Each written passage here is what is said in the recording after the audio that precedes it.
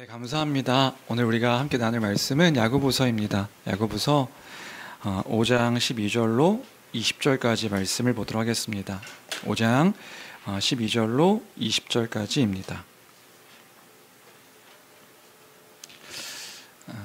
설교를 준비하다가 오늘도 야고보서를 다 못 끝낼 것 같습니다. 그래서 진행하다가 이제 설명할 수 있는 데까지만 설명하고 나머지는 다음 주에 또 마무리 짓도록 하겠습니다. 야고보서 5장 12절로 20절까지 다 찾으신 줄 알고 한 목소리를 읽겠습니다. 함께 읽습니다. 시작. 내 형제들아, 무엇보다도 맹세하지 말지니 하늘로나 땅으로나 아무 다른 것으로도 맹세하지 말고 오직 너희가 그렇다고 생각하는 것은 그렇다 하고 아니라고 생각하는 것은 아니라 하여 정죄받음을 면하라. 너희 중에 고난당하는 자가 있느냐? 그는 기도할 것이요. 즐거워하는 자가 있느냐? 그는 찬송할지니라. 너희 중에 병든 자가 있느냐? 그는 교회의 장로들을 청할 것이요. 그들은 주의 이름으로 기름을 바르며 그를 위하여 기도할지니라. 믿음의 기도는 병든 자를 구원하리니 주께서 그를 일으키시리라. 혹시 죄를 범하였을지라도 사하심을 받으리라. 그러므로 너희 죄를 서로 고백하며 병이 낫기를 위하여 서로 기도하라. 의인의 강구는 역사하는 힘이 큼이니라. 엘리야는 우리와 성정이 같은 사람이로되 그가 비오지 않기를 간절히 기도한즉 3년 6개월 동안 땅에 비가 오지 아니하고 다시 기도하니 하늘이 비를 주고 땅이 열매를 맺었느니라. 내 형제들아, 너희 중에 미혹되어 진리를 떠난 자를 누가 돌아서게 하면 너희가 할 것은 죄인을 미혹된 길에서 돌아서게 하는 자가 그의 영혼을 사망에서 구원할 것이며 허다한 죄를 덮을 것임이니라. 아멘. 아멘. 우리는 계속해서 야고보서를 함께 살펴보고 있고 야고보의 마지막 권면을 이제 우리가 살펴보고 있습니다. 주의 다시 오심을 소망하는 교회 성도들, 그 성도들에게 마지막 권면으로 이제 네 번째로 이야기하는 것은 무엇이냐면요, 성도의 진실함에 대한 이야기를 이제 네 번째로 이야기해주고 있습니다. 그래서 내 형제들아 이렇게 시작하면서 무엇보다도 맹세하지 말라 이렇게 이야기하고 있지요. 우리 12절 말씀 다시 함께 읽어볼까요? 함께 읽겠습니다. 시작. 내 형제들아 무엇보다도 맹세하지 말지니 오직 너희가 그렇다고 생각하는 것은 그렇다고 하고 아니라고 생각하는 것은 아니라 하여 정죄받음을 면하라. 네, 우선 이 내용의 순서대로 좀 생각하면 맹세하지 말라 이렇게 명령하고 있는 것입니다. 맹세란 무엇일까요? 여러분, 맹세라고 했을 때 그 맹세란 일정한 약속이나 목표를 실천하겠다고 다짐하는 것, 그것이 곧 맹세지요. 어떤 목표가 있고 어떤 그 약속이나 다짐, 나의 다짐이 있는데 그걸 내가 꼭 실천하겠다. 이것들을 다짐하는 거, 이것이 곧 맹세다. 그래서 예를 들어서 그런 거죠. 요즘 저희 집에서도 많이 이제 맹세하는 내용이 있는데 내일부터 꼭 다이어트 하겠습니다. 이런 거 이제 맹세고요. 내일부터 내일은 꼭 일찍 자겠습니다. 이렇게 나의 어떤 일정한 약속 목표를 실천하겠다고 다짐하는 것. 우리 북쉐어링 하셨던 분들은 그런 다짐을 맹세를 매번 하시는 것 같아요.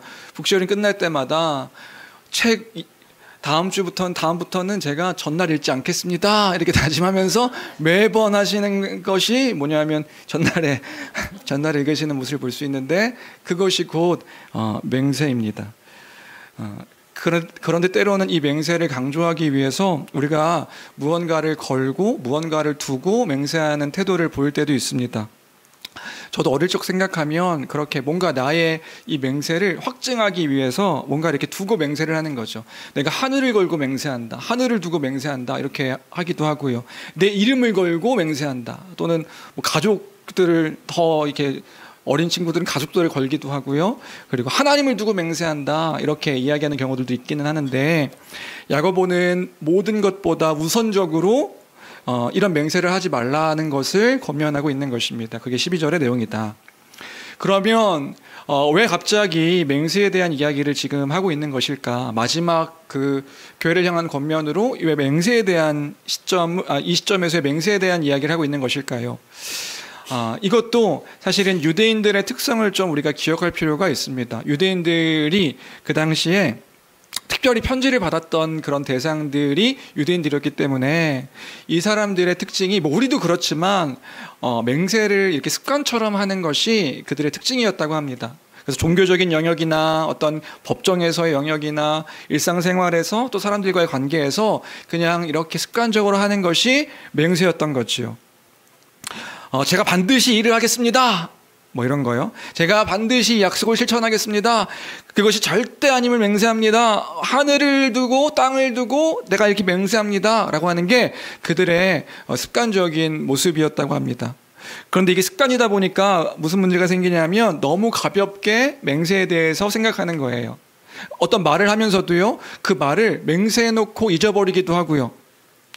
실제로는 그 맹세했음에도 불구하고 그걸 실천하지 않는 것이 너무나도 당연한 모습이 되어져 버린 거죠.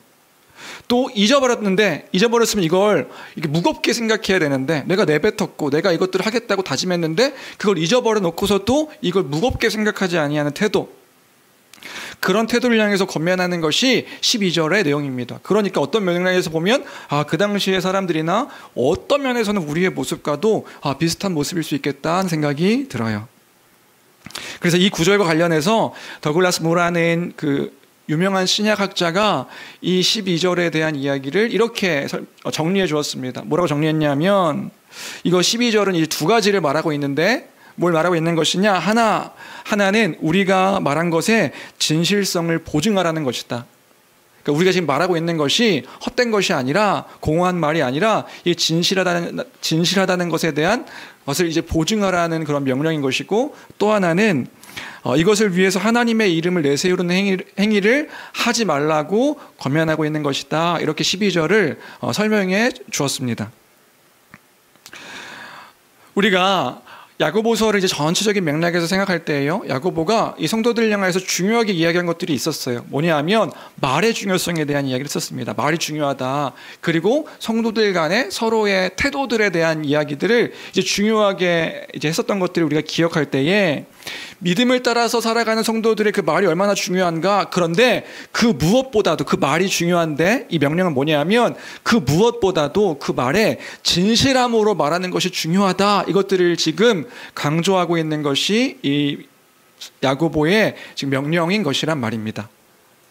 말이 중요한데, 말하는 것, 그 태도가 너무 중요한데, 무엇보다도 이 말에 중요한 건 그 말하는 사람의 진실함을 담고 있는 그 태도와 말이 중요하다.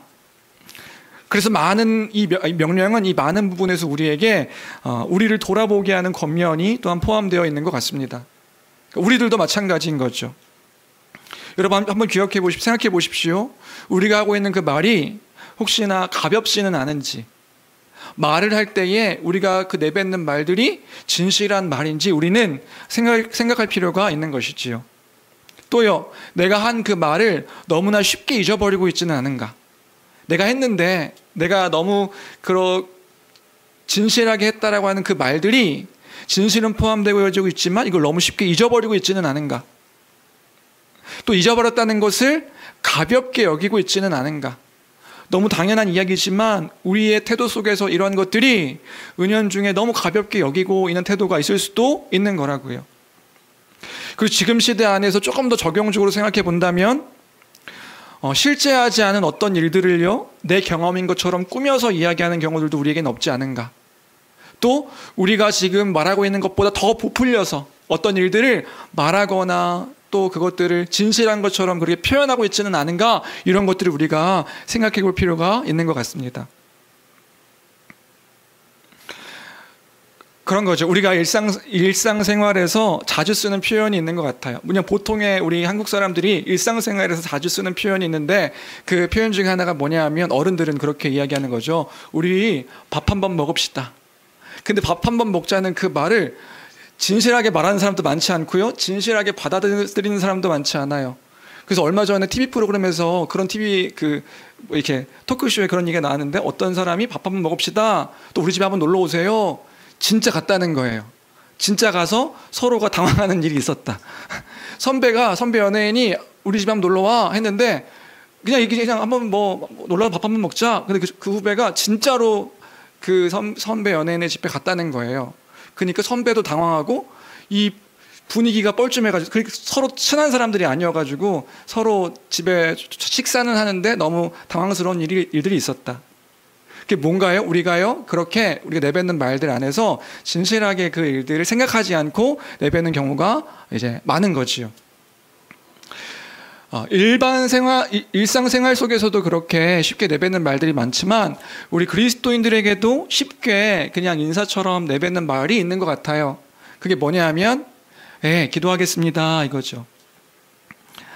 그냥 마지막에 어떤 사람과 대화를 할 때에 대화를 끝내고 뭐라고 이야기하냐면 네, 기도하겠습니다.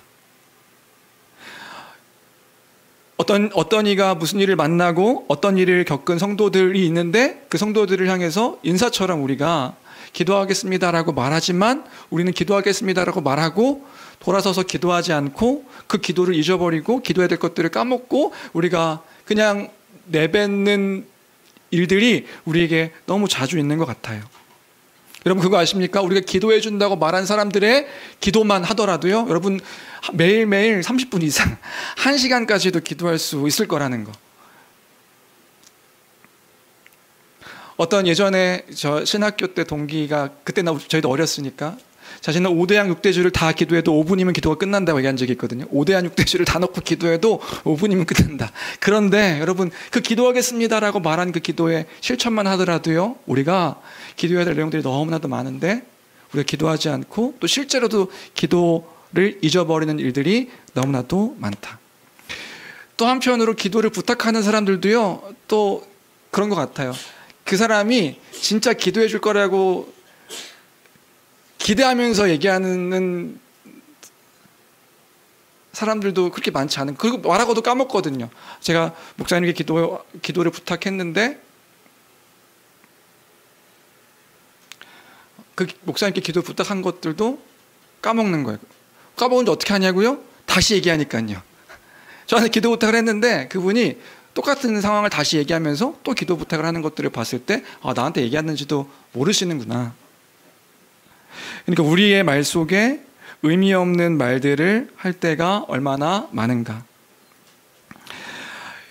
단편적인 이야기지만 우리가 한편으로 진실되지 않은 말과 태도들이 얼마나 많은지에 대해서 우리는 진지하게 생각하고 고민해야 되는 것이란 말입니다. 그럼 이렇게 말할 때 한편으로는 어떤 분들이 이렇게 생각하실 수도 있을 것 같아요. 그치, 우리는 이제 이것들을 진지하게 생각해야 되는 거야. 진지하게. 그래서 장난도 치면 안 되고 우리의 말 속에서 이제 어떤 일들을 할 때 그 말은 꼭 다 지켜야 되는 어떤 일들인 거야. 이제 거기에 방점을 두고 생각하시는 분들이 있으실 수도 있을 것 같아요. 그래서 그리스도인들은 농담도 해서는 안 되고 장난도 치지 못하고 진실하게 모든 말들의 진실만 이야기한다라고 또 생각하시는 분들이 계실 수도 있는데, 그래서 이제 그리스도인들은 그러니까 언제나 좀 무거운 사람이 되어야 되고 재미없는 사람이 되어야겠다고 이제 다짐하시는 분들이 계실 수도 있지만, 여러분 그런 이야기를 하고 있는 것이 아니라 우리가 정말 중요하게 생각해야 될 것들을 잊지 말아야 된다는 이야기를 지금 하고 있는 것이란 말입니다. 그만큼 진실을 담고 있는 말, 나의 말 속에 그런 사람들이 되어야, 그런 그리스도인들이 되어야 함을 지금 강조하고 있음을 기억하는 우리가 되었으면 좋겠습니다. 그러니까 이런 거죠. 어떤 사람들로 하여금 우리가 하는 그 말이 믿음을 가지 않게 하게 되거나 신뢰를 주지 못하는 그런 존재가 되어서는 안 된다는 이야기를 하고 있는 거예요. 그러니까 우리가 지금 사람들에게 있어서 저 사람은 진실한 사람이 아니야, 저 사람은 정직한 사람이 아니야, 저 사람은 신뢰가 안 가, 이런 사람이 되어서는 안 된다고요. 무조건 과묵하고 무거운 사람이 되자는 게 아니라 진실한 사람이 되어서 다른 사람에게도 그 진실한 사람임을 보여주는 그런 우리의 모습이어야 된다는 거란 말입니다. 우리 이런 경우가 너무 많거든요. 그리스도인이요, 입만 열면 거짓말을 하는 거예요. 입만 열면요, 그냥 습관처럼 그게요 거짓말로 나와요. 그런 사람이 되어서는 안 된다고요. 입만 열면 다른 사람을 속이는 말을 해서 사람들로 하여금 복음을 전할 때도요, 지금 그 시대가 이런 시대인 것 같아요. 그리스도인들이 복음을 전하는데요, 그 복음을 못 믿겠다고 이야기하는 거예요. 왜요? 그리스도인들은 다 거짓말쟁이니까 그들이 전하는 그 복음도요, 그 복음도 거짓이 되어지는 시대가 지금 우리가 살아가고 있는 시대의 모습이란 말이지요. 그렇게 된다면 이게 얼마나 비참한 일인가 우리는 생각해야 되는 것이란 말이지요. 우리의 태도 때문에 그 갑지다 이야기하는 복음마저도 거짓으로 그렇게 사람들에게 전해진다면요. 지금 시대가 그런 시대가 되어진 것 같아서 너무나도 마음이 아픈 시대, 뭔가 무너져가는 그런 시대의 모습인 것 같습니다. 교회뿐만 아니라 세상에서도요. 세상의 모습이 그러하기도 하거든요. 시대 자체가 절대적인 절대적인 그 도덕적 기준이 사라져버린 시대에 우리가 살아가고 있기 때문에 모든 기준이 파괴되어 버려서 무언가 이렇게 부정직한 어떤 일들에 대해 부끄러움도 없고요, 습관처럼 말하는 시대가 우리의 그 시대의 모습이 되어져 버렸습니다. 거짓에 대해서 진실하지 않은 태도에 너무나 무감각해져 버려서요. 여러분, 우리 태도는 그렇지 않나요? 들키지만 않으면 사실이 드러날 때까지 거짓말하는 모습이 너무나도 당연한 모습이 되어져 버린 거예요. 들키지만 않으면 되는 거죠. 근데 지금은요, 거짓으로 드러나도, 옛날에는 거짓으로 드러나면 그걸 인정하고 너무 부끄럽습니다, 책임을 지겠습니다. 근데 지금은 또 그런 것도 아니더라고요. 거짓으로 드러났는데 거짓으로 드러난 걸 아니라고 또 거짓말을 끝까지 우기는 거예요. 그래서 진실을 이야기한 사람이 오히려 거짓말쟁이가 되어져 버리는 그런 시대. 목소리 큰 사람이 그냥 무조건 이겨버리는 이런 시대가 되어버린 거죠. 여러 가지 예를 들 수 있지만 한 가지 예를 들자면, 얼마 전에 여러분들도 뉴스 보셨을 텐데 어떤 초등학교 학생이 이제 교감 선생님 얼굴 뺨 때리고 막 그 학교에서 학교 나가려고 하는 그 교감 선생님을 막으니까 그 교감 선생님 막 욕하고 때리고 막 흔들고 했던, 혹시 그 뉴스에서 그 영상 보신 적 있으신가요? 그 모습이 충격적이었는데 그 후에 이야기를 인터뷰하는 또 프로그램이 있어서 그걸 또 본 적이 있습니다. 이번 주에요. 그 영상을 봤는데 이제 그 어머니를 인터뷰하고 그 아이를 인터뷰하는 그런 영상이었어요. 그 아이가 지금 정학 상태여서 학교를 나가지 않거든요. 학교를 나가지 않는데 그 아이가 지금 뭐 하고 다니냐면 자전거를 훔치면서 다니는 거예요. 카메라가 그 아이를 따라다니는데 자전거를, 그냥 길거리에 있는 자전거를 훔치는데 어떤 어른이 제지하는 거죠. 야, 그거 왜 너 자전거 타고 가냐? 네, 이거 제 동생 거예요. 그리고 그냥 가는 거예요. 동생 거 아닌데. 그런데 또 다른 데 가서 자전거를 또 훔칩니다. 근데 또 다른 사람이 제지를 하는, 너 왜 또 자전거 가져가냐? 야, 이거 친구 거예요. 너무 이거에 대한 부끄러움 없이 그 친구가 이 훔치는 데 있어서 거짓말을 너무 쉽게 하는 모습을 보이는 거죠. 그리고 그 아이의 어머니를 인터뷰합니다. 근데 어머니를 인터뷰하니까 어머니 앞에서 이 아이가요, 너무 억울하게 막 뭘 이야기하냐면 그 영상에 뒷얘기가 원래 있었다. 내가 교감 선생님 먼저 때리기 전에 교감 선생님이 먼저 나를 때렸다고 막 이야기하는 거예요. 먼저 얼굴을 때리고 먼저 팔을 잡아 당기고, 교감 선생님이 나를 때려서 나도 교감 선생님을 때린 거다. 그런데 거짓말이죠. 근데 그 어머니가 그 아이가 하는 말을 믿어요. 그러니까 우리는 억울하다는 거예요. 그런데 거기 프로그램에서 결국에 말하고 싶었던 건 뭐였냐면요. 그런데 이 어머니가 거짓말을 너무 심하게 한다는 것들을 이제 보여주려고 했던 거예요. 그 어머니가 거짓말을 하고요, 어머니가 폭언과 폭소와 이런 것들을 이 아이에게 하더라. 그러니까 이게 다 지금 문제가 되어져 버린 거죠. 아이의 문제만이 아니라 지금 어른들의 상태와 상황도 이 거짓말을 너무 쉽게 하는 그런 문화가 되었다는 것을 이야기해 주는 그런 영상이었습니다. 주 안에 사랑하는 성도 여러분, 제가 어떤 한 예를 들어서 한 가정의 이야기를 한 겁니다. 아주 심각한 이야기를 예를 들어서 이제 한 것인데요. 근데 이게 여러분, 그냥 이 사회를 보더라도, 지금 이 시대를 보더라도 비단 이것이 한 가정의 문제가 아니라는 거. 많은 가정들과 또 많은 어른들과 많은 사람들의 태도와 모습이라는 것을 우리가 여러 가지를 통하여서 보고 정치, 경제, 사회, 모든 문화, 모든 영역에서요. 입을 열면 거짓말 하는데 그 거짓말 하는 것을 부끄러워하지 않고 자기를 합리화하는 모습들이 너무나도 팽배해져 버린 시대에 우리가 살아가고 있습니다. 그런데 정말 끔찍하고 정말 더 큰 문제는 뭐냐면요. 이게 세상, 교회 밖에 있는 세상 사람들만의 문제인가? 그냥 세상 사람들이 하나님이 없어서 하나님을 두려워하지 않는 그런 세상 사람들의 문제인가?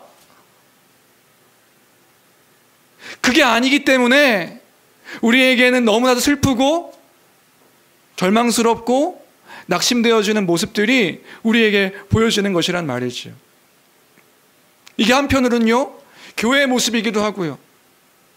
또 어떤 면에서는요, 우리의 모습이기도 하고요. 무감각해져 버린 또 나의 모습이기도 하고요. 그런 거란 말입니다.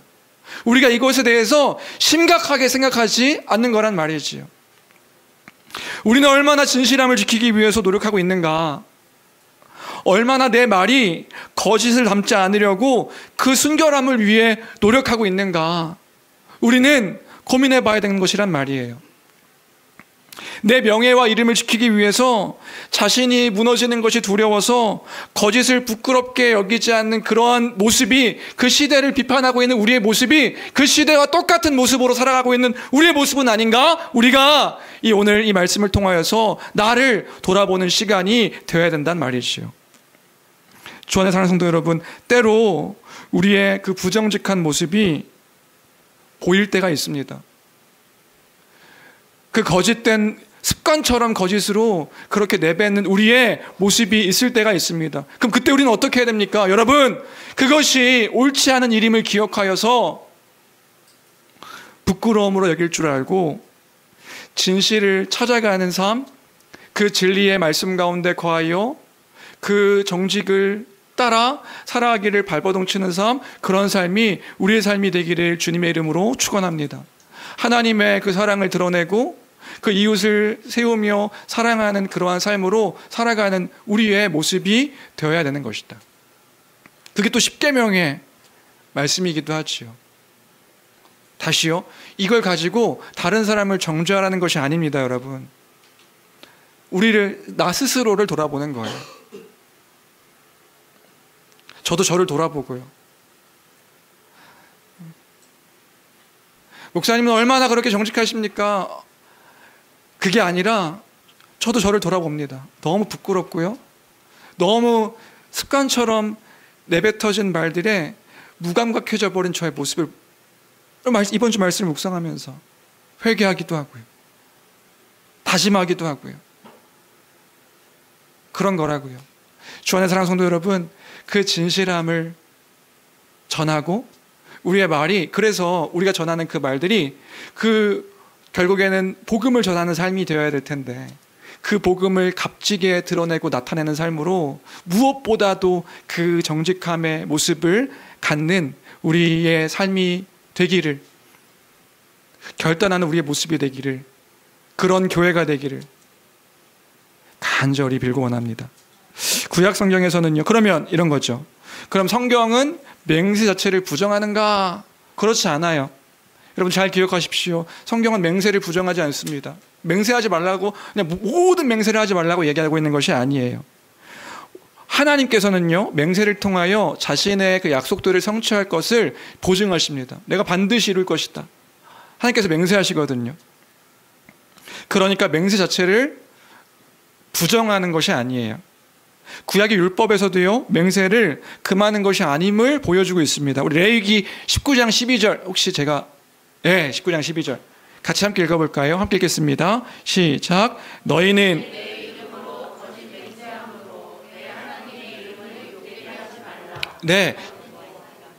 이거는 맹세하지 말라는 것이 아니라 맹세한 것을 지켜야 된다는 것을 요구하고 있는 것입니다. 맹세를 하지 말라는 게 아니라 거짓 맹세를 하지 말라는 거예요. 그리고 맹세한 것을 반드시 지키는 것이다. 맹세의 무분별한 사용도 금하고요, 그래서 우리의 말과 행동이 매우 일관적이고 신뢰할 만해서 그것을 지지하기 위해 맹세도 할 필요가 없게 살아가는 것이 우리의 삶이라는 것을 보여주고 있는 거예요. 그러니까 이런 거죠. 우리 12절에 예, 그리고 아니오면 충분한 삶이 우리의 삶이어야 된다.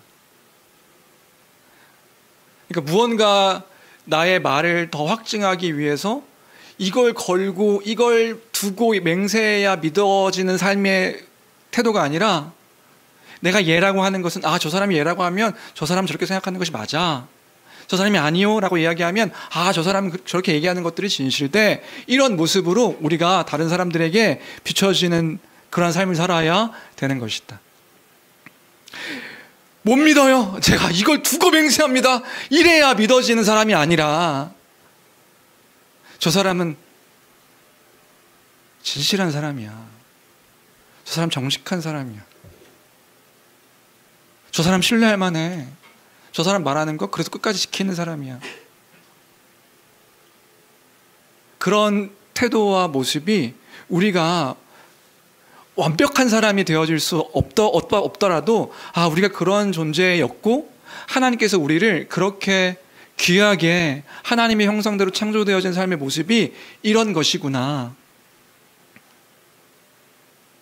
여러분, 하나님의 하늘로도 맹세하지 말고 땅으로도 맹세하지 마라. 왜 하늘로도 땅으로도? 이건 하나님께서 창조하신 그 창조물이기 때문에 하나님을 걸고 맹세하는 것과 같은 의미입니다. 그래서 뭘 두고 맹세하지 말라는 것은 결국에 하나님의 이름을 망령되이 일컫는 일이 되기 때문에 그렇게 맹세하지 말라고 말씀하시는 거예요. 여러분 잘 기억하십시오. 이제 기도하겠습니다. 여러분 기도하겠다는 것도 누구께 지금 맹세하는 건지 아세요? 기도하겠습니다. 기도 누구한테 하는 건데요? 하나님께 하는 거예요. 그 사람에게 맹세하는 게 아니에요. 여러분 하나님 제가 당신을 위해서 기도하겠습니다. 그럼 기도는 하나님이 받으시니까요. 이거 하나님께 하는 맹세임을 기억해서요. 우리 함부로 이야기하면 안 되니까 기도한다고 얘기 안 해. 나 기도 안 할 거니까. 이게 아니라 내가 말하고 있는 그 기도합니다에 이제 내가 진짜로 기도하는 사람이 되어야 하는 그 진실한 삶이 되어야 하는 거란 말이지요. 그런 사람이 되어주십시오. 그런 성도들이 되어주십시오. 그런 사람이 아니라 그냥 단순히 그런 사람이 되어지는 것이 아니라 그러한 그리스도를 닮은 삶, 그 그리스도를 따라가 살아가는 삶, 그것이 교회를 향한 권면님을 기억할 때에 우리 교회가 그 진실함을 드러내고 나타내는 그러한 우리 교회 되기를 주님의 이름으로 간절히 축원합니다. 그것이 12절이다. 그 사람의 기분 좋은 말로 거짓말을 해서라도 그 사람이 은혜를 끼치기 위해서, 그거 은혜 아닙니다, 여러분. 그건 꾸며낸 은혜죠. 그건 거짓입니다, 거짓. 진실함으로 주님의 그 진실함을, 그 주의 영광을 드러내는 우리 교회가 되기를 주님의 이름으로 축원합니다. 그 12절이고요. 그 다음 13절부터 20절까지가 또 하나의 명령인데요. 13절부터도 갑자기 낯선 주제가 시작되는 것을 볼 수 있습니다. 뭐에 대한 이야기하고 있냐면 기도예요, 기도. 갑자기 기도하래요. 갑자기 왜 이런 기도인가 이렇게 생각할 수 있지만 야고보서의 전체 흐름을 또 생각해 보면 또 이것도 아주 낯설진 않습니다. 야고보서의 구조가 이런 구조거든요. 또 다른 서신서들과 다르게 믿음을 따라 행하라, 그리하면 하나님께서 은혜를 허락하신다, 이런 구조로 되어 있어요. 야고보서가요. 믿음을 따라서 행하면 하나님이 그 행한 것에 또 은혜를 허락하신다, 이렇게 되어 있어서, 그래서 4장 10절에 주 앞에서 낮추면 주가 높이신다. 원망하지 말라. 이제 5장에서는 그런 얘기죠. 원망하지 말라. 그럼 심판을 면한다. 또 5장 10절을 11절엔요. 고난과 오래 참음의 본으로 삼으라. 하나님께서 자비하시고 긍휼히 여기신다. 그런 맥락 안에서요. 지금 이제 4장 마지막에 13절부터는 그 얘기하고 있는 거예요. 기도해라. 하나님이 치유하신다. 이런 맥락으로 지금 이야기하고 있습니다. 더불어서 13절 이하는 기도가 어떤 것인지를 또 이야기해주고 있는데, 여러분 기도가 무엇인가요? 여기 야고보서에서 말하는 기도는요, 겸손으로 사는 삶의 그 모습이 기도다 이야기하고 있는 거예요. 그래서 지금 13절부터 뭐 얘기하고 있냐면요, 모든 상황에서 기도해라, 이 명령하고 있는 겁니다. 너희가 처해져 있는 모든 상황 가운데서 기도하라. 왜요? 그 기도가 곧 하나님을 의지하는 겸손의 태도이기 때문에 그런 거라고요. 그래서 13절, 14절, 16절 이제 메인 텍스트인데요, 우리 같이 함께 읽어보겠습니다. 5장 13절, 14절, 16절 읽어볼까요? 읽겠습니다. 시작. 너희 중에 고난당하는 자가 있느냐? 찬송할지니라. 너희 중에 병든 자가 있느냐? 그는 교회 장로들을 청할 것이요, 그들은 주의 이름으로 기름을 바르며 그를 위하여 기도할지니라. 그러므로 너희 죄를 서로 고백하며 병이 낫기를 위하여 서로 기도하라. 의인의 강구는 역사하는 힘이 금이니라. 무슨 얘기하고 있는지 되세요? 이런 거죠. 누군가 고난을 당하고 역경을 당하고 있는가? 뭐 하라고요? 기도하라. 누군가 즐거운 일이 있는가? 기뻐할 일이 있는가? 찬송하라. 찬송은요, 결국 하나님을 향한 아뢰는 기도죠. 병든 자가 있는가? 장로를 불러서 기도하라. 성도들 가운데, 교회 성도들 가운데 죄를 범한 성도가 있는가? 교회가 함께 기도하라. 지금 다 기도하라고 있는 거예요. 기도하라고 명령하고 있는 거예요. 무슨 말입니까? 모든 상황 속에서 기도하라, 이렇게 명령하고 있는 거라고요. 어떠한 상황 가운데 처해져 있든지 기도하라. 그럼 13절부터 좀 차근차근 보면요, 13절은요 개인적인 기도에 대해 이야기하고 있습니다. 기도하라고요. 언제요? 13절 우리 전반부 함께 읽어보겠습니다. 함께 읽습니다. 시작. 너희 중에 고난자가 있느냐? 그는 기도할 것이요. 네, 여기서 고난이라는 말은요, 불행이나 어떤 그 재앙과 같은 일들, 고통스러운 어떤 어려운 일들, 이걸 모두 포함하고 있는 단어가 이제 고난입니다. 그런 일 당한 사람이 있는가? 그때 기도하라. 그럼 그때 기도하는 이유가 무엇인가요? 네, 이런 고통스러운 재앙 같은 일들을 이제 극복할 힘을 주십시오 라고 기도하는 것이 또 기도의 내용이기도 하지요. 그런데 이때 기도하는 궁극적인 목적이 있습니다. 이러한 재앙 같은 일과 어떤 고통스러운 일과 또 절망 같은 그 일들이 있을 때 우리가 기도하는 목적이 있다고요.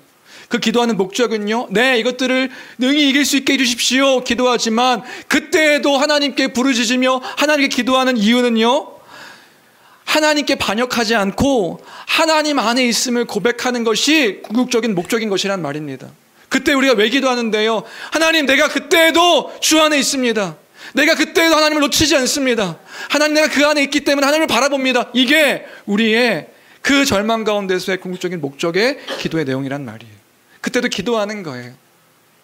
하나님께서 이 모든 일들 가운데 우리 지난주 욥의 고백처럼요, 주신 이도 여호와시고 취하신 이도 여호와셔서 난 주님을 찬양합니다. 내가 하나님 놓지 않겠습니다. 이게 기도의 목적인, 기도하라고요. 그 의지하는 태도인 것입니다. 개인적으로요. 13절 후반절도 우리 같이 함께 읽어볼까요? 즐거워하는 자가, 시작. 즐거워하는 자가 있느냐? 그는 찬송할지니라. 네, 우리가 때로는 성공을 만나거나 기분 좋은 일들을 만날 때도 있습니다. 그때 뭐 하는 거예요? 그때 찬송하는 거예요. 찬송은 하나님의 그 하신 일들을 기리고 높이는 거죠. 그때도 기도하는 거예요. 왜 그러면 성공을 만나거나 어떤 기분 좋은 일들, 잘 풀린 일이 있을 때 기도하는 걸까요? 인사치레로 하나님 땡큐 감사합니다 뭐 이렇게 하라는 그 기도가 아니고요. 그때 기도의 목적은 무엇입니까? 이거 내가 이룬 것이라고 생각하는 그 교만이 들 수 있으니까요, 이걸 나의 공으로 돌리지 않고요, 하나님을 알게 된 것과 하나님의 구원 역사 안에 있는 것과 이걸 선물로 주신 그 매일의 삶 가운데서의 하나님의 일하심을 기억하며 우리가 기도하는 것이란 말이에요.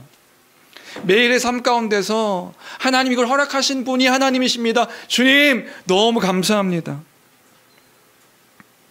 매일의 삶 가운데 하나님의 섭리를 바라보는 삶이기 때문에, 그런 인생이기 때문에 성공 가운데서도요, 하나님을 찬양할, 진실한 하나님을 찬양인 거죠.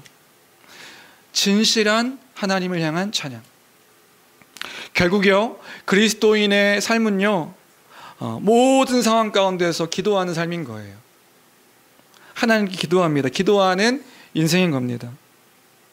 그리고 여기서 중요한 게 있어요. 중요한 거. 여기서 지금 명령 기도하라, 찬송하라 이게 명령형인데요. 이 명령형이 이제 현재형 명령형으로 되어 있습니다.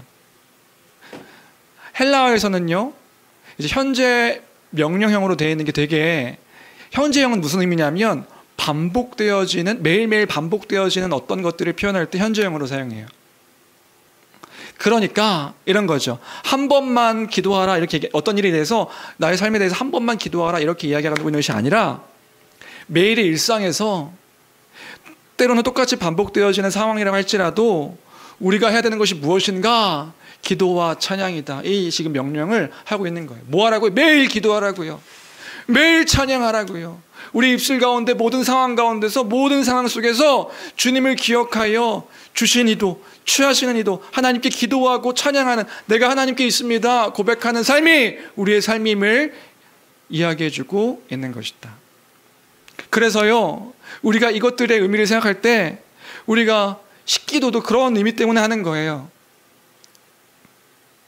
우리가 오늘 하루 주신 일용할 양식을 앞에 두고 기도합니다. 어떤 기도예요? 저 어렸을 때 이렇게 기도했던 것 같아요. 하나님, 이거 빨리 스피드, 초스피드 랩으로 하는 거죠. 하나님, 이거 먹고 튼튼하게 해주시고, 이거 먹고 튼튼하게 해주셔서 주를 위해 살게 해주세요. 예수님을 믿습니다. 아멘. 무슨 이거 먹고 튼튼하게 해주시고, 튼튼하게 해주시고도 아니에요. 이거 먹고 튼튼하게 해주세요. 예수님 이름으로 기도합니다. 아멘. 어렸을 때는 이렇게 기도했던 것 같아요. 어렸을 때는 그렇게 할 수 있죠. 무엇을 잘 모르니까요. 근데 이제는 우리 기도가 그런 기도가 되어서는 안 되는 거예요. 그 뭐예요? 주신 하나님께 감사하고, 이걸 주신 이가 누구이신가 감사하고요. 이것을 통해 오늘 일용할 양식을 허락하신 하나님의 은혜에 감사하고요. 그러니까 우리가 너무 많은 것들을 풍족하게 우리가 저장하고 있어서요, 감사함에 대한 그 강도가 이 지금 성경의 시대와는 많이 다를 것 같아요. 진짜 하루 주어지는 삶 가운데서 만나가 매일매일 주어졌을 때 그 매일 허락하시는, 공급하시는 하나님의 은혜를 기억하면서 감사했던 거거든요. 그거예요, 그거. 하나님 오늘 감사합니다. 주님이 주셔서 이렇게 먹고 마시며 살 수 있게 됨이 감사합니다. 주의 영광을 위해 살아가는 삶으로 이것이 공급이 되어 또 살게 해 주십시오. 이게 우리의 매일의 삶의 모든 상황 속에서 먹든지 마시든지 무엇을 하든지 하나님의 영광을 위하여 하라. 그걸 기억하며 기도하는 것입니다. 살고 있는 집에 대해서도요, 불평과 불만의 그런 삶이 아니라 나에게 주어진 이런 환경 가운데 하나님께서 허락하신 인생 속에서 감사하는 것이고요. 오늘 하루의 호흡도요, 사실 저의 기도의 내용 가운데 시작할 때 오늘 하루의 호흡을 주셔서 감사합니다. 생명 허락해 주셔서 감사합니다. 사실 이건 저의 기도가 아니었고요.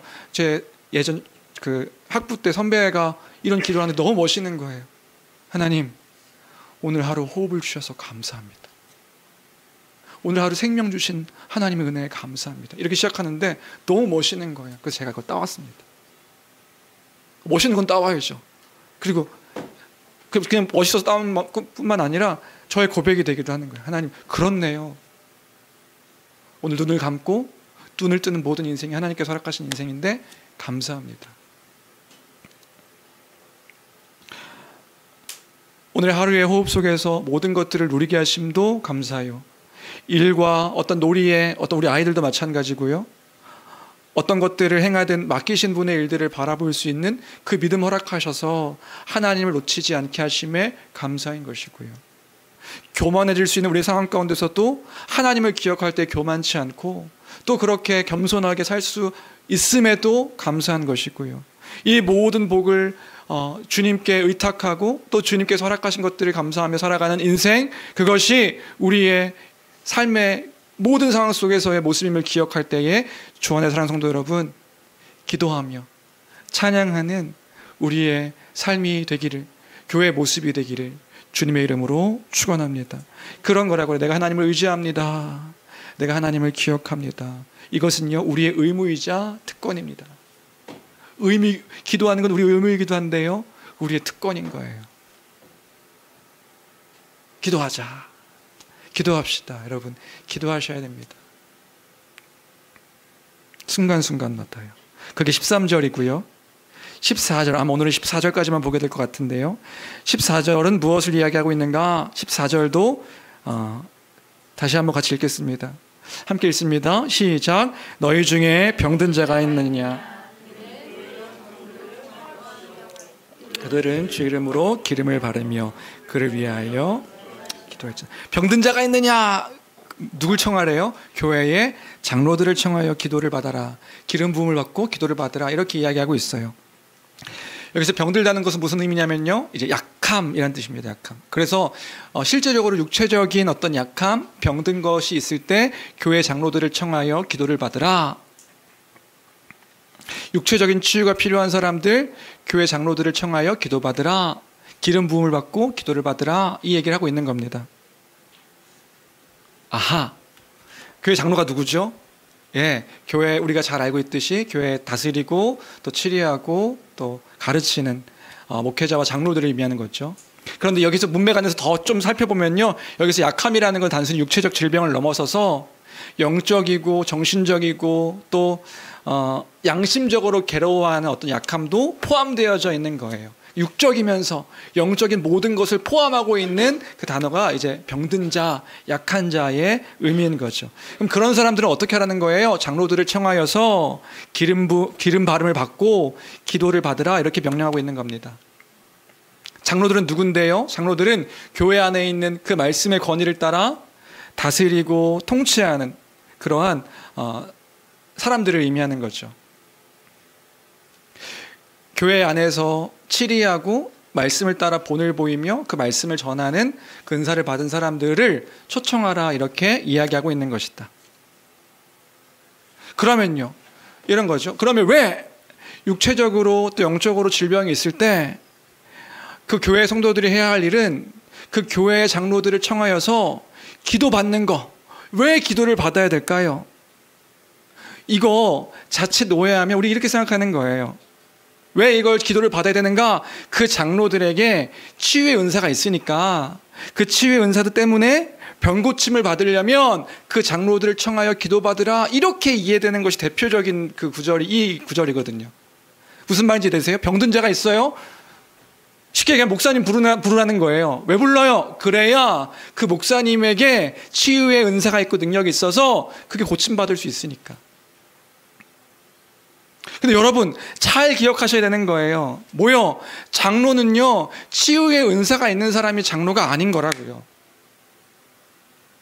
장로의 은사가 질병을 고침받는 그런 치유가 아니지요. 그 장로는 뭐의 은사를 가진 자입니까? 그리스도의 그 선물을 따라 그 말씀과 그 지혜의 말씀을 전하고 선포하고 그것을 통해서 통치하는 사람이 장로예요. 그렇다고 한다면 우리가 약해질 때에 육체적으로도 약해지고 영적으로도 약해지고 무언가 병든 자와 같이 그렇게 설 수 없을 때에 장로들을 청하는 이유가 무엇일까요?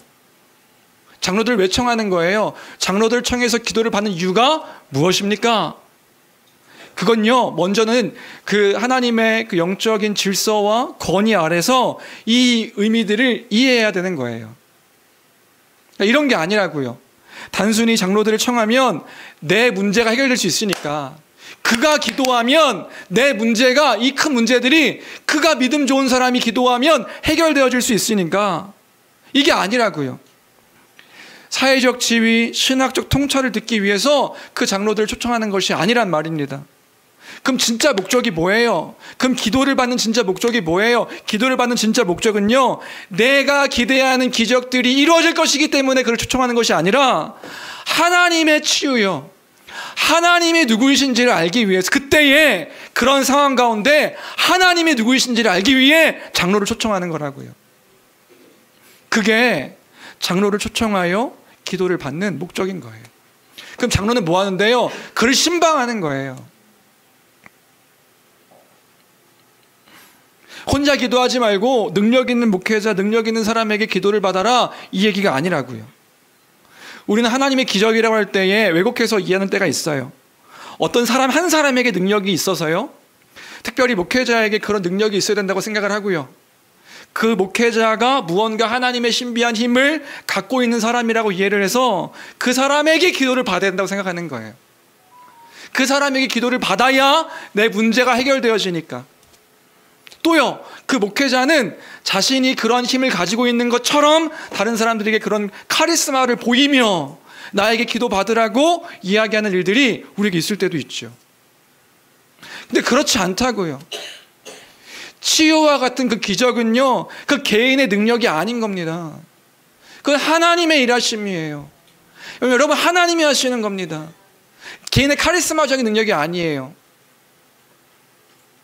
그렇기 때문에 여기 이 구절로요, 장로들을 청하라는 말을 너희 병이 나을 수 있으니까 장로들을 청해라 이렇게 일반화시키면 문제가 되는 거예요. 여러분 잘 기억하십시오. 사도 바울만 보아도 알 수 있습니다. 여러분 사도 바울이요, 그 누구보다도 하나님의 말씀과 또 능력이 큰 사람이 바울이었죠. 그래서 때로는 사도 바울이 역사를 일으켜서요, 병든 자를 고치기도 하고요, 귀신을 쫓아내기도 하고요, 놀라운 일들을 일으키기도 했습니다. 그런데 그거 아세요? 그건요, 사도 바울의 독특한 사역이었어요. 모든 일들마다 그런 기적을 일으켰던 사람이 아니라고요. 그래서 사도 바울은요, 그런 이적과 일들을요 자랑하지 않았습니다. 왜요? 자기의 능력이 아니니까요. 심지어 사도 바울은요, 자신의 친한 사람들의 질병을 고치지도 못했어요. 자신도 그랬죠. 고린도후서를 보면 자신의 육체의 가시를 위해서 3번이나 기도했습니다. 하나님께 기도했는데 그 질병을 치유하지 못하고 평생 갖고 살았습니다. 자기만 못 고친 것이 아니라 우리 디모데전서를 보더라도요, 디모데가 가장 친근하게 바울과 함께 했던 그런 목회자인데 그 디모데가 질병이 있었던 것 같아요. 고치지 못했어요. 그래서 디모데전서 5장 23절 우리 같이 함께 볼까요? 5장 23절에 이렇게 이야기하고 있습니다. 함께 읽습니다. 시작. 이제부터는 물만 마시지 말고 내 위장과 자주 나는 병을 위하여 포도주를 조금씩 쓰라. 여러분 조금씩 쓰라는 거예요. 이거 마셔도 된다 이렇게 생각하시면 안 되는 겁니다. 이것 가지고 술 마셔도 된다 이게 아니라 병을 위해서, 너의 치료를 위해서 포도주를 써라. 왜요? 그에게 위장과 자주 나는 병이 있었던 것 같아요. 자주 나는 병이 있으니 또 물만 마시지 말고, 물이 안 좋으니까 포도주를 쓰며 너의 질병을 고쳐라 이렇게 얘기하고 있는 거예요. 빌립보서를 보면 에바브로디도가 나옵니다. 그가 죽을 병에 걸린 것 같아요. 죽을 병에 걸렸는데 바울이 고치지 못했다고요. 죽을 뻔하였는데 하나님의 의대로 그가 차츰차츰 낫게 되었다 이렇게 이야기하고 있어요. 무슨 이야기를 하고 싶은지 이해가 되시나요? 육체적인 기적, 어떤 치유의 일은 하나님의 섭리 가운데서 일어나는 일이지 어느 한 사람의 개인의 능력이 아니란 말이에요. 그러면요, 그럼 왜 장로들을 청하여 기름을 받고 또 기름 그 바름을 받고 기도하라고, 기도를 받으라고 이렇게 명령하고 있는 것일까요? 2가지 이유가 있습니다. 기름 바름에 2가지 이유가 있어요. 하나는요, 그 당시에 그때의 기름 바름이요, 의료적인 목적이 있었다고 해요. 지금처럼 의학이 발달된 시절이 아니니까 민간요법으로 누군가 아플 때, 누가 병든 자가 있을 때, 육체적으로든 뭔가 문제가 있을 때 기름을 바르는 거예요. 기름을 바르면, 좋은 기름을 바르면 그가 나을 것이라고 생각했던 거죠. 이 말인즉슨 뭐냐면 하나님의 일반 은총 가운데 허락하신 그 의료의 일들을 행하면서 기도를 받는 거라는 것을 얘기해주고 있는 거예요. 어떤 왜곡된 생각을 가진 분들 가운데 병원 가지 않으시는 분들이 있으시더라고요. 왜요? 하나님께 기도받고 나아야지, 믿음 없이 왜 병원을 가는 거냐, 왜 약을 먹는 거냐, 그렇게 생각하시는 분들이 있으세요. 그분들이 어디 가시냐면 자꾸 산으로 가세요. 산에 가셔서 기도하시는 거예요. 그리고 좋은 능력 있는 신령한 목사를 쫓아가세요. 그때는 맞기도 하시고 뭐 두들겨 맞기도 하시고. 여러분 그거 하나님께서요, 모든 것들을 우리에게 다, 이 모든 발전과 이런 의학의 발전도 하나님께서 다 우리에게 허락해 주신 일반 은총 가운데 주신 일들입니다. 그걸 사용하는 거예요. 하나님께서 주신 것으로 우리가 믿으며 그것들을 귀하게 사용함 가운데 하나님, 이 모든 것들을 통하여 주께서 일해 주시기를 기도하는 거죠. 그러니까 기름을 바르고 기도를 받으라는 건 그렇게 주어진 것들을 사용하여 병을 고치며 기도받으라. 또 하나, 이 기름을 붓고 바르는 것에 신앙적인 의미도 있었어요. 그게 뭐냐면 이 지금 장로가 가서 기름을 바름으로 그걸 보여주는 거예요. 이가 그리스도의 기름 부음 받은 자다. 그리스도가 함께하는 자다. 이걸 상징적으로 보여주는 태도가 기름 부음이었어요. 그러니까 뭘 기억하게 하려고요? 네가 지금 비록 병들었고 네가 지금 영적으로 뭔가 침체되어 있고 문제가 있는데, 그런데 여전히 이 지금 누워있는 자는 누구냐면 하나님의 사람이라는 것을 기억해 주기 위하여서 기름을 부으며 기도를 받는 거예요. 그럼 장로는 뭐 하는 겁니까? 장로는 그를 위해서 주의 복음의 말씀을 전해주는 거예요. 넘어지지 말라고요. 쓰러지지 말라고요. 육체적으로 지금 아파하고 있는데 그럼 영적으로도 무너지거든요. 그럼 그때의 장로가 하는 일은 뭐냐면 그 주의 진리, 우리가 알고 있는 그 복음을 들고 가서 말씀으로 위로하고 그를 위하여서 기도하는 거예요. 그리고 기도의 내용은 뭔가 이뤄주십시오 이것만이 아니라요, 하나님이 어떤 분이신지를 선포하는 거죠. 우리가 믿는 하나님은 이런 분이십니다. 하나님께서 우리를 일으키십니다. 우리를 구원하시는 분이십니다. 그럼 그때 그 성도는 어떻게 됐는데요? 그때에 15절인 거예요. 15절만 마지막으로 읽고 마치도록 하겠습니다. 15절 함께 읽습니다. 시작.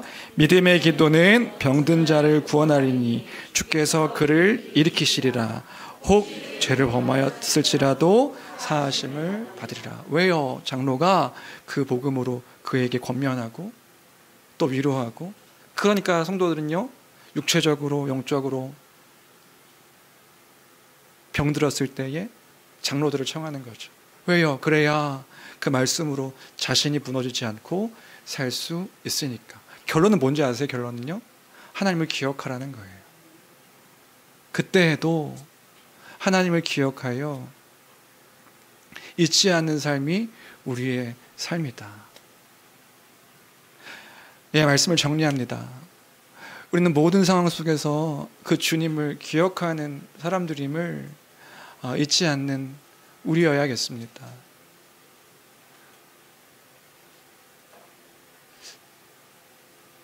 신방을 두려워하지 마십시오.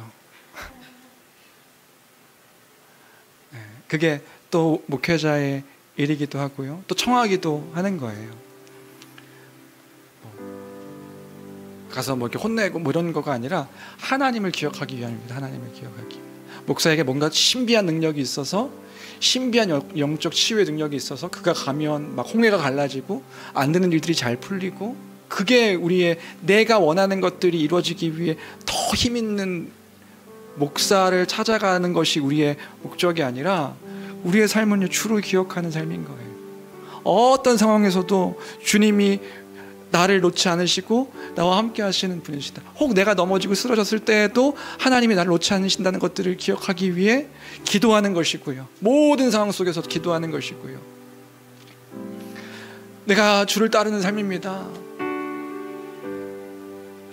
고통 중에 있을 때나 즐거움에 있을 때나 기도하고요, 때로는 나의 그 힘으로 그 기도가 버거울 때는 장로를 청해서 기도하는 것이고, 우리 다음 주에 또 함께 나눌 때 교회가 함께 기도하는 것이고, 그렇게 우리를 살게 하셨다, 일으키게 하셨다. 그러한 사람들의 태도는 진실합니다. 진실합니다. 모든 상황 속에서 주님을 잊지 아니하며 기도하고 찬양하는 우리 교회 모든 성도님들 되시기를 주님의 이름으로 간절히 축원합니다. 우리 말씀을 기억하며